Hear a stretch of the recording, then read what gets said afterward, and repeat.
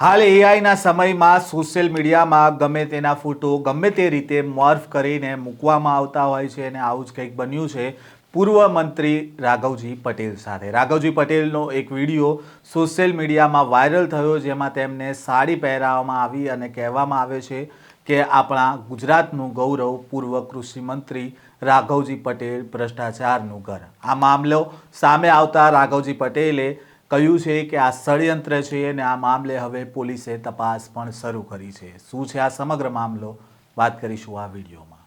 વૈષ્ણવજન તો તેને કહીએ જે પીડ પરાઈ જાનાને રે. નમસ્કાર, નવજીવન ન્યૂઝમાં આપનું સ્વાગત છે. હું છું જયંત દાફડા.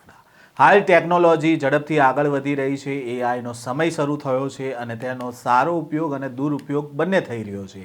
એઆઈથી કોઈ પણના ફોટાને તમે ધારો તે રીતે તેનો ફોટો વિડીયો બનાવી શકો છો અને હાલ સોશિયલ મીડિયામાં પૂર્વ મંત્રી રાઘવજી પટેલનો સાડી પહેરાવેલો વિડીયો છે તે વાયરલ થયો છે. પૂર્વ મંત્રી રાઘવજી પટેલના વિડીયોને એડિટ કરી સાડી પહેરાવી અને તેમાં લખવામાં આવ્યું, આ છે આપણા ગુજરાતનું ગૌરવ પૂર્વ કૃષિ મંત્રી રાઘવજી પટેલ ભ્રષ્ટાચારનું ઘર. આ પ્રકારનું લખાણ લખીને બે આઈડી ધારકોએ ફેસબુક અને ઇન્સ્ટાગ્રામ જેવા સોશિયલ મીડિયા પર આ વિડીયો અપલોડ કર્યો અને પૂર્વ મંત્રીએ બંને આઈડી ધારકો સામે જામનગર સાયબર ક્રાઇમમાં ફરિયાદ નોંધાવી છે. આ જ આઈડી ધારકો સામે ગઈકાલે જામનગરના એક બિલ્ડર પિતા પુત્રએ પણ બદનક્ષીની ફરિયાદ નોંધાવી હતી. અને આ સમગ્ર મામલે પહેલાં તો શું કહી રહ્યા છે પૂર્વ મંત્રી રાઘવજી પટેલ અને પોલીસ અધિકારી, તેમને સાંભળીએ. સાચી વાત છે.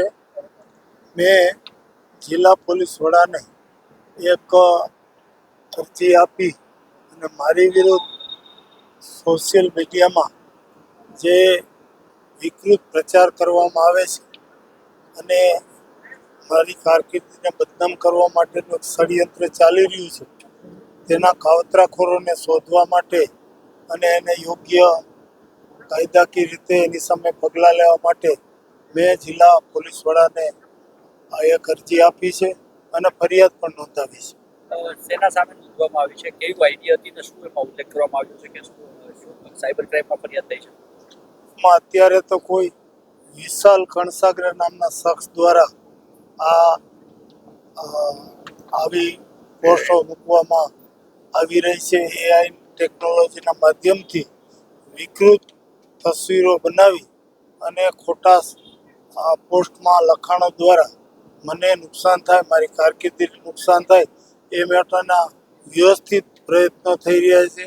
મારી સાથે રાજ્યસભાના સાંસદ અને આદરણીય ઉદ્યોગપતિ શ્રી પરિમલભાઈ નથવાણી સાહેબ તેમજ આપણા જામનગરના લોકલાડીલા સાંસદ બેન શ્રી પૂનમબેન માડમને પણ આ જ પ્રકારે આ શખ્સ દ્વારા જુદી જુદી પોસ્ટો દ્વારા બદનામ કરવા માટે વ્યવસ્થિતપણે પ્રયત્નો કરવામાં આવી રહ્યા છે. એટલે મારું માનવું છે કે આનો મૂળ સ્ત્રોત એક જ હોઈ શકે, અમારા કોઈ રાજકીય વિરોધી દ્વારા આ ષડયંત્ર રચાણું હોય અને એના દ્વારા આ રીતે આ વાત પ્રસારિત થતી હોય. હા, અગાઉ જમનભાઈ ફળદુ એક જાણીતા બિલ્ડર છે, તેણે પણ આ જ પ્રકારની ફરિયાદ કરી છે.